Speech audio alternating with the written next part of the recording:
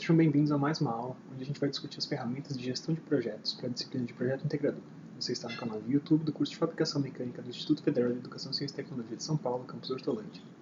Eu sou o professor Augusto e na aula de hoje a gente vai falar sobre a gestão de recursos e orçamento de um projeto. Então a gestão de recursos faz parte daquilo que a gente chama de programação de projeto. A gente está ainda na fase de planejamento e a gente está querendo projetar para o futuro o que está acontecendo nesse projeto. A gente já falou sobre diferentes quesitos de programação de projeto, né? A gente já falou sobre, nas aulas anteriores, sobre programação de recursos humanos, quem vai fazer o que e quando. Quando a gente estava falando de tabela de responsabilidades, a gente falou bastante sobre isso. A gente já falou sobre programação de tempo, o que vai acontecer e quando. A gente já falou sobre programação de alguns aspectos diferentes. E na aula de hoje, então, a gente vai falar sobre a programação do uso dos recursos financeiros, que são apenas um dos recursos que a gente tem que pesar na hora que a gente está fazendo a administração e a gestão de um projeto. Então, a programação da alocação de recursos físicos de um projeto é fundamental para o controle do orçamento e do cronograma. Então, quando eu estou falando disso, eu estou falando de programação de algumas coisas diferentes. Tá? A primeira delas é a programação de compras. Então, eu vou fazer minha programação de compras sempre levando em conta as datas de utilização dos recursos.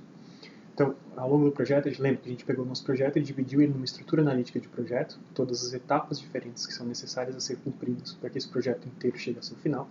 E para cada um dessas etapas de projeto, a gente pode associar o consumo de alguns recursos físicos. Então, tem uma determinada etapa de projeto para a qual eu preciso dispor de um equipamento que eu não tenho no momento. Então, eu vou ter que comprar aquele equipamento antes de chegar naquele ponto do tempo onde eu preciso utilizar esse equipamento, né, por exemplo. Preciso, por exemplo, numa outra etapa de projeto, preciso consumir uma certa quantidade de um certo tipo de material. Preciso consumir barras de aço de determinada especificação que eu não tenho no momento. Então eu preciso fazer a minha programação de compras para que essas barras de aço cheguem no momento de utilização desses ao longo da vida do projeto. Tá? Então é sempre importante você fazer essa programação de compras levando em conta o cronograma, porque a gente não gosta, né? Não faz muito sentido você trabalhar com estoques muito grandes de alguma coisa. Tá? Por que não faz muito sentido você trabalhar com estoques muito grandes? Você poderia pensar, né? Vou fazer um projeto, faz sentido que vou precisar essa quantidade inteira de materiais, então eu vou comprar tudo isso no começo do projeto e eu fico com essa quantidade de materiais toda estocada e eu uso na medida que eu vou precisar. O problema é que num contexto empresarial, por exemplo, você estocar uma grande quantidade de material representa custos. Custos de armazenamento, custos de espaço físico, custos diferentes. Né? Isso que a gente chama de custo associado ao estoque. E a gente gostaria de minimizar esse custo de estoque.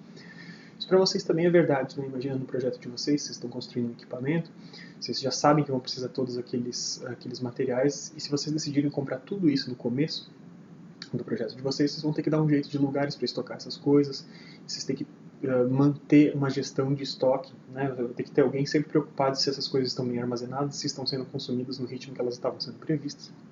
Então tudo isso representa um dispêndio de energia, de tempo e de recursos financeiros que é desnecessário desde o começo do projeto. O ideal é que a gente sempre tenha esse fluxo de compras acompanhando o fluxo de consumo desses materiais. Tá? Outra coisa que vocês gostariam de evitar é o consumo, a imobilização precoce de recursos financeiros. O que é imobilizar um recurso financeiro? Enquanto o dinheiro é dinheiro, enquanto você tem dinheiro na mão, o dinheiro ele é versátil, né? Você pode utilizar ele para comprar coisas diferentes do projeto. Então você tem uma certa quantidade de dinheiro, você precisa comprar as barras de aço, aquela ferramenta e um outro equipamento. Enquanto você tem o dinheiro na mão, você tem a liberdade de escolher em que essas coisas vão ser aplicadas. A partir do momento que você decide comprar alguma coisa, esse negócio não tem a mesma liquidez, então a gente não consegue mais trocar. Aquelas barras de aço não podem voltar a ser dinheiro e elas também não serão transformadas na ferramenta que você precisa ou no equipamento. Tá? Então a gente não gosta de imobilizar, deixar alguma coisa em um formato imóvel de forma muito precoce ao longo da vida de um projeto. Tá bom? Então, deixa eu subir aqui de novo. Tá?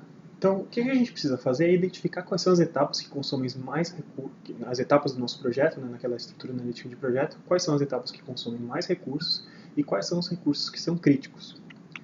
No projeto de vocês, de construção de um equipamento industrial, de um equipamento da área da mecânica, né, muitas vezes o consumo maior de recursos, né, de recursos físicos mesmo, acontece na etapa de fabricação efetivamente do seu componente. Na fase de projeto você tem um dispêndio menor de recursos, gasta menos recursos nessa fase em que está projetando o que vai fazer no futuro, E aí, finalmente, na hora que você vai efetivamente fabricar o componente, fazer usinagem, soldagem, essas coisas, ali que você começa a consumir efetivamente os materiais que você planejou para o seu projeto. Então, geralmente, num projeto como o de vocês, de construção de equipamento, é nessas fases de execução mesmo, de fabricação dos componentes, que você consome mais recursos. Mas nem sempre é o caso, tá? Pode ter projetos com características diferentes. O que a gente vai buscar, então, de certa maneira, no mundo ideal, no mundo das ideias perfeitas de projeto, né, a gente buscaria um nivelamento de recursos. Ou seja, o que a gente gostaria é distribuir esses recursos críticos ao longo do projeto de forma que eles não sejam super requisitados num único ponto. Tá? O que eu estou querendo falar com isso? Imagina que num projeto específico, lá você precisa utilizar um centro de usinagem, você precisa de muitas horas de um centro de usinagem para fazer os componentes, né? Por conta da complexidade deles, eles têm que ser feitos num centro de usinagem, por exemplo. No CNC, né, que vocês estão vendo, na disciplina de CNC. Só que, se eu deixar todas essas horas de usinagem para acontecer em uma semana definida ao longo do ano, né? Então, se tem um ano de projeto, você vai deixar sempre na semana, sei lá, 34 do ano, a utilização de todos esses centros de usinagem. O que acontece, por exemplo, se você tiver aquele centro de usinagem indisponível por conta de alguma tarefa de manutenção? Você prejudicou o seu cronograma, né? O que acontece, por exemplo, se você tiver apenas 2 caras que conseguem operar com a proficiência necessária um centro de usinagem? Você não vai ter horas né, horas de pessoas, operadores de máquina suficiente para cumprir todas as suas tarefas. Então o que você vai fazer? Se esse é o seu recurso crítico do projeto, esse é a coisa que é o gargalo, né, o que mais limita o seu projeto, você vai tentar distribuir a utilização desse recurso crítico ao longo de mais tempo, para que ele não exceda em nenhum ponto o nível razoável que você considera razoável. Isso também está associado ao cronograma, né? Você pode alterar o seu cronograma. Né? Você fez o seu cronograma pensando na finalização do projeto dentro de um espaço de tempo. Ao fazer o planejamento de recursos, né, a programação dos recursos, talvez você perceba que aquele cronograma vai estourar a utilização desses recursos em algum momento. Então talvez você remaneje o seu cronograma. Né? Não necessariamente alongue ele, mas você pode remanejar trazendo algumas atividades para antes, outras para depois, para que o nível de utilização desse recurso crítico seja controlado ao longo da vida do projeto. Tá? Então isso aqui eu estou mostrando para vocês um pequeno exemplo de nivelamento de recursos. Né? Você consegue, quando você está fazendo projetos, muitas vezes você consegue dividir por áreas diferentes quais são as áreas que consomem mais ou menos recursos do seu projeto.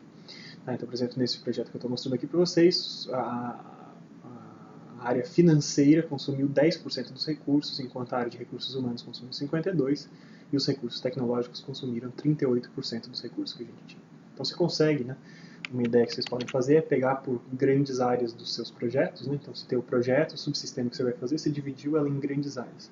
Cada uma dessas grandes áreas você pode associar um certo nível de recursos. Você poderia fazer essa conta e ver cada fase do seu subprojeto, né? Quantos recursos estariam sendo consumidos em cada uma dessas fases. Então, o nosso objetivo é o seguinte, né? A gente não gostaria em nenhum momento, né, isso aqui seria um exemplo, por exemplo, de um gráfico do consumo desses recursos críticos. Né? Então, por exemplo, as horas de usinagem no centro de usinagem, que eu tinha falado no meu exemplo anteriormente. Né? Então, se em algumas semanas do mês ou em algum mês do ano você tem um excesso, você projetou um excesso de consumo desse recurso crítico, né? Talvez fosse uma ideia melhor você reduzir e remanejar o seu cronograma para que isso nunca ultrapasse um nível considerado que é máximo. Né? Seria legal que tudo ficasse ao redor daquele nível normal. Tá? O nível máximo seria algo que você não conseguiria fazer num único mês. Tá? E finalmente o que você está fazendo aqui, quando você está fazendo uma programação de compras como esse, né? Então programação de compras refletem custos. Né? Então, na hora que você distribui esses custos ao longo do tempo, você vai gerar uma curva, mais ou menos como essa curva em formato de S escura, essa curva preta. À medida que você vai gerando e trabalhando em cima do seu projeto efetivamente, né, pode ser que esses custos não aconteçam exatamente no tempo onde eles estavam planejados, seja por conta de atraso de projeto, você pode ter uma variação dessa curva, essa curva pode se alongar para o tempo ali na direita. Né? Então, por mais que você mantenha o custo total, essas compras vão acontecer em ritmos diferenciados e isso pode refletir numa mudança do prazo de entrega do seu projeto. Tá? A gente vai ver um pouquinho mais sobre essa curva em formato de S logo. Então, nessa programação de custos que a gente estava falando, né, o importante é a gente trabalhar com projeções. Tá? Então, eu quero projetar, eu quero ver no futuro projetar lá no futuro quanto que as coisas vão custar e quando que eu vou ter que despender esse dinheiro. Então essa fase que você está falando sobre quando que você vai gastar dinheiro e quanto dinheiro você vai gastar, muitas vezes em projetos é chamado de estudo de viabilidade econômica. Tá? Talvez você já tenha ouvido esse nome ou venham ouvir mais para frente na carreira de vocês. Tá? Então, nesse estudo de viabilidade econômica, a gente vai levar em conta algumas coisas diferentes. Tá?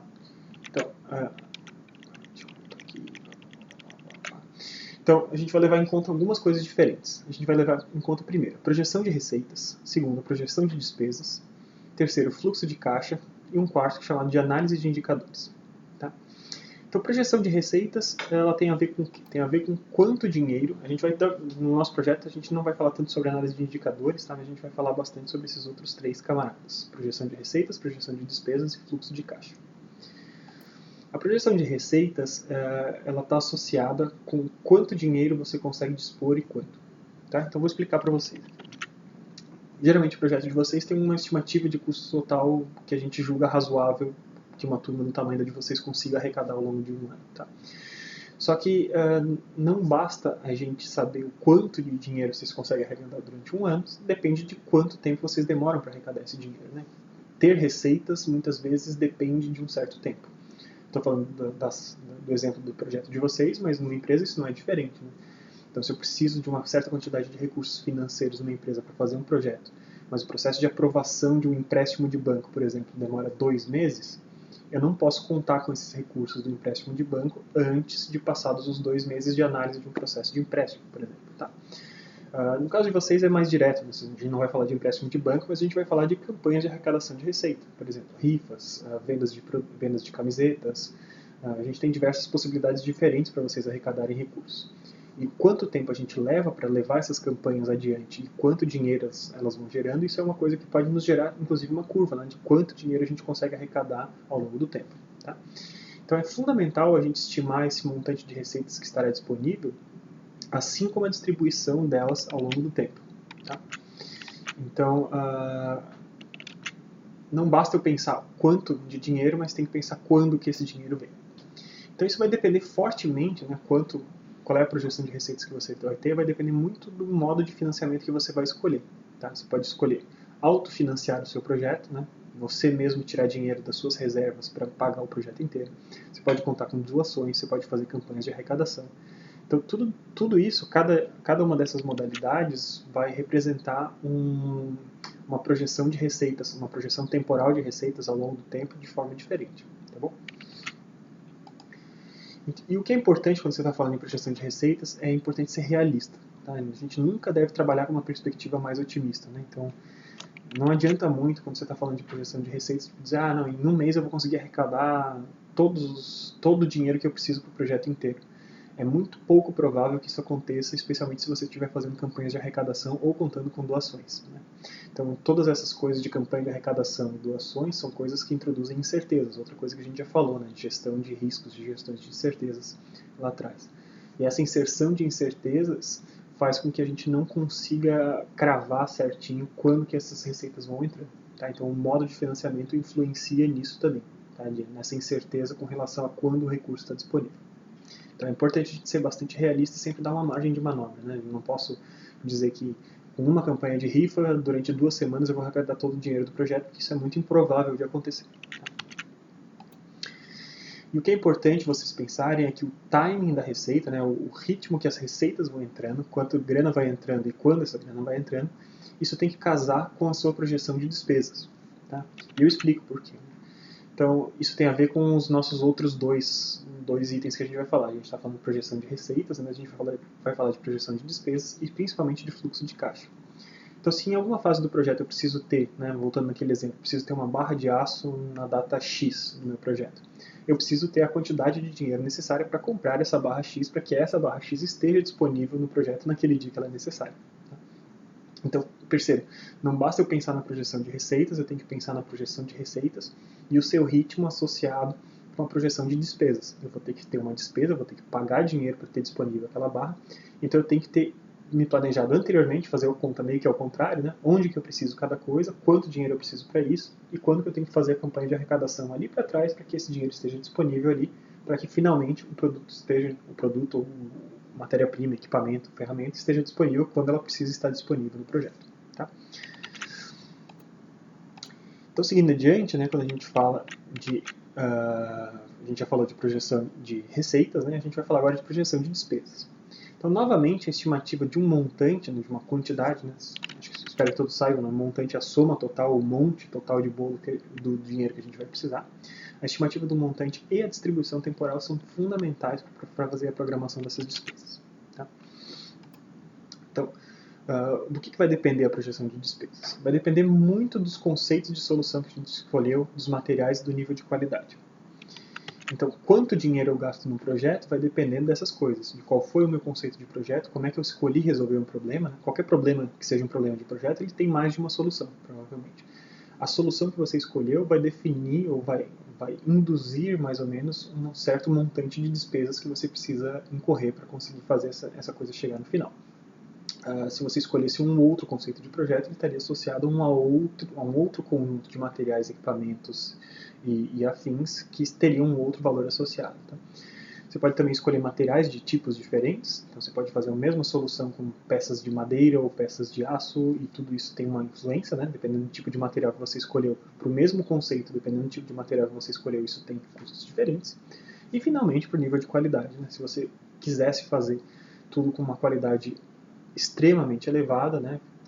Ter uma qualidade extremamente elevada no projeto representa você ter um grande gasto de material e de um dispêndio extra de material para fazer essas coisas. Tá? E não só de material, né? de operação, de tudo mais. Tudo que envolve chegar numa qualidade bastante elevada representa custos ao longo da vida de um projeto. Tá?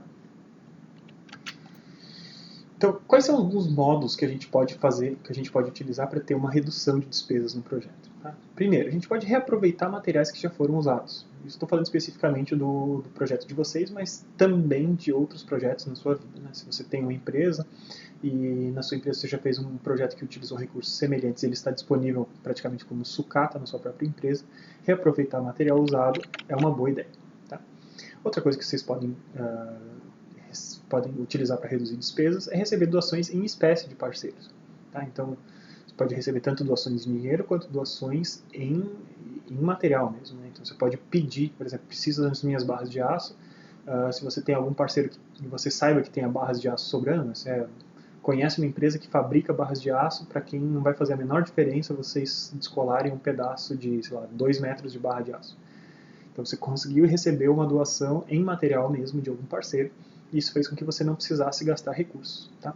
Essas doações em espécie, as doações diretamente em formato de material, são muito interessantes porque representam não apenas uma economia de dinheiro, que também é o caso, né, mas representa não precisar gastar aquele dinheiro. Então você mantém aquela versatilidade do dinheiro que eu tinha falado anteriormente. Um dinheiro não gasto, ele pode virar coisas diferentes. Se eu precisava com aquele dinheiro comprar as barras de aço e eu descolei as barras de aço diretamente, você guardou aquele dinheiro e a versatilidade daquele dinheiro para ele virar alguma outra coisa de utilidade para o projeto. Tá? Outras coisas que vocês sempre têm que fazer é pesquisar preços. Né? Então, vou comprar um item, você não vai comprar sempre do primeiro lugar que você achou, você vai fazer uma pesquisa variada em diversas fontes diferentes e a partir dessa pesquisa você vai definir qual que é o lugar mais correto para comprar, que seja talvez o mais barato com o nível de qualidade que você espera. E outra coisa que vocês podem fazer também é fazer negociação com os vendedores. Né? Então você vai numa loja, o cara está te oferecendo alguma coisa por R$100, você negocia e tenta baixar aquele preço naquele momento. Tudo isso nos ajuda a reduzir as despesas de um projeto. Tá? E finalmente, então, o terceiro item que a gente vai considerar na nossa programação de custos do nosso projeto é o fluxo de caixa. Tá? E o fluxo de caixa é um pouco a relação entre as duas coisas, entre a projeção de despesas e a projeção de receitas. Então, fluxo de caixa é quanto dinheiro você tem em mãos para fazer gastos em um determinado momento do tempo. Tá? Então, é a disponibilidade dos recursos em espécie, né, em dinheiro, para a realização de aquisições e pagamento de dívidas. Então, se a gente faz esse balanço entre os dois, o que a gente chega à conclusão é que o fluxo de caixa é isso. Tá? Então, mostrando aqui para vocês com um projeto, por exemplo, né, vocês têm ali a barrinha em cinza, é a receita total, a barrinha em laranja é a despesa total. Se você pegasse e tirasse um do outro, a sobrinha ali, o azul, é o que sobrou em cada mês, é o fluxo de caixa. Né? Então, começando no mês de janeiro, eu arrecadei, sei lá, 180, gastei, sei lá, 80, me sobrou 100 reais para gastar em outra coisa. Tá? Então, para cada um dos meses, você tem ali o conceito de fluxo de caixa representado nessas barrinhas coloridas. Tá? É sempre muito importante vocês se preocuparem com o fluxo de caixa. Se vocês tiverem projeção de receitas bastante grande, mas ela tiver descompassada com a projeção de despesas, né? Se vocês forem começar a gastar muito dinheiro muito antes de vocês terem arrecadado esse dinheiro, vocês terão problemas de fluxo de caixa. Vocês sabem que vocês terão os recursos no futuro, tá? De alguma forma as campanhas de arrecadação de vocês vão dar frutos lá no futuro, só que você precisa de dinheiro agora e não lá no futuro. Então isso cria um problema imediato, né? Não necessariamente a gente consegue sempre pagar alguma coisa a prazo, né? Então é um problema de fluxo de caixa, é uma coisa bastante complicada. Tá? Então, todo esse contexto de programação de custos, então ele envolve tudo que a gente já tinha visto do projeto, né? A estrutura de projeto define as etapas que a gente vai ter nesse projeto. À medida que a gente coloca essas etapas, né, cruza com os recursos humanos e o tempo que a gente tem disponível, a gente constrói um cronograma. Cada uma dessas etapas do cronograma, então, consome recursos em determinado momento, né? Então, você está vendo a estrutura analítica de projeto associada a um determinado custo, misturado com o fator tempo, vai nos dar aquela curva em S que eu tinha falado para vocês. O custo total do projeto ele vai subindo ao longo do tempo até atingir o seu custo total ali em cima. Geralmente ela tem em formato em S por conta daquilo que eu falei, né? Na iniciação de um projeto a gente gasta pouco dinheiro e à medida que a gente vai chegando na fase de execução, efetivamente, de construção e finalização desse projeto, a gente aumenta o ritmo de consumo de dinheiro até o que a gente chega no máximo. Tá? Então, por melhores que sejam as projeções de custos, tá? No decorrer do projeto a gente geralmente tem algumas discrepâncias. A gente pode ter discrepâncias tanto nos dois eixos dessa curva, tá? Tanto no tempo, quando a gente mexe no nosso cronograma, quanto no custo. A gente estimava que ia custar uma certa quantidade de dinheiro e a gente está gastando mais do que a gente estava esperando. Tá? Então, a qualquer momento, a gente pode procurar um retrato instantâneo da execução dos custos e de entrega de valor de um projeto. Tá? Então, em qualquer momento, se eu estiver interessado em saber, num ponto determinado do projeto, como é que eu estou em termos de custos e em termos de entrega de valor, a gente faz esse tipo de pergunta. Né? A gente está no cronograma, está no orçamento, quais são os desvios, por que tem os desvios, quem é o responsável, qual é a tendência nessa data. E a gente tenta projetar para o futuro, né? A partir desse ponto, a gente tinha um planejamento inicial, mas as coisas mudaram ao longo do caminho, e a partir desse ponto então, a gente volta a tentar projetar quando que a gente termina, quanto que custar no final, e como que a gente pode controlar essa tendência de variação com relação àquilo que a gente tinha previsto. Tá? Então, a partir da curva inicial, então, vou mostrar aqui, a curva inicial seria essa aqui do meio, tá? Esse VP, o valor projetado. A gente tinha esse orçamento original, a gente planejava terminar nesse ponto aqui, mas nesse ponto aqui, na data do status, a gente faz uma verificação do que está acontecendo. Então, nesse ponto aqui, a gente fez menos coisas do que a gente gostaria de fazer, a gente adicionou menos valor, isso aqui é o valor que eu adicionei ao projeto. Tá? Então, eu adicionei menos valor do que eu tinha adicionado, do que eu estava projetando naquele momento, e ao mesmo tempo eu posso ter um custo real, CR, maior do que aquele que eu tinha planejado naquele momento. Então, se eu seguir essa curva de custo real, gastando mais dinheiro do que eu estava projetando naquele determinado momento, seguindo esse mesmo formato da curva, a gente tende a estourar o nosso cronograma e estourar nosso orçamento. Tá? Então, a projeção de custo final ela estaria lá em cima, custo final projetado e término final projetado aqui. Onde que está esse término final projetado? De onde que veio esse dado? Por que eu estou indo tão além desse cara? Ela vem da curva do valor agregado. Tá? Então, a gente estava adicionando valor, a gente teria que chegar nessa altura de valor aqui, a altura desse cara aqui, segundo essa curva aqui de custo acumulado. Para eu chegar nessa altura, como eu estou adicionando valor a um ritmo menor, estou atrasando minhas tarefas, estou criando coisas num ritmo mais devagar, a minha projeção de tempo ela é alongada. Né? Eu peguei essa curva aqui, essa curva em S, e estiquei ela para o lado da direita. Então, até eu chegar nesse nível aqui de valor acumulado, né, eu vou ter transcorrido muito mais tempo do que eu tinha previsto no começo. Meu término planejado estava aqui, e eu estou projetando um atraso no término dessa quantidade. Seguindo essa curva de custos e sabendo que esse formato de curva em S geralmente é uma coisa que continua acontecendo, esse formato de curva em S, por mais que ela esteja deslocada para cima ou para baixo, então isso nos representa, né, o valor do custo projetado total, um valor adicionado de custos do que eu tinha planejado, e um atraso no término que eu tinha planejado. Tá? Então são coisas que podem aparecer ao longo do nosso planejamento de projeto.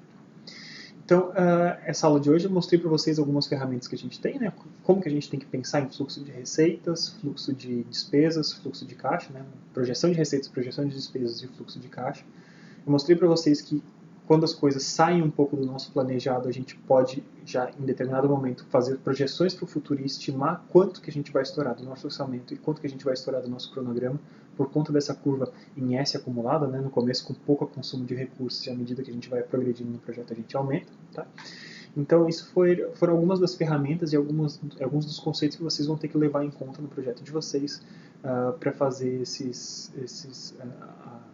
a projeção e a gestão desses recursos tão importantes que são os recursos financeiros de um projeto de vocês. Tá bom? Espero que vocês tenham gostado da aula. Em breve a gente volta com mais uma aula. Até já!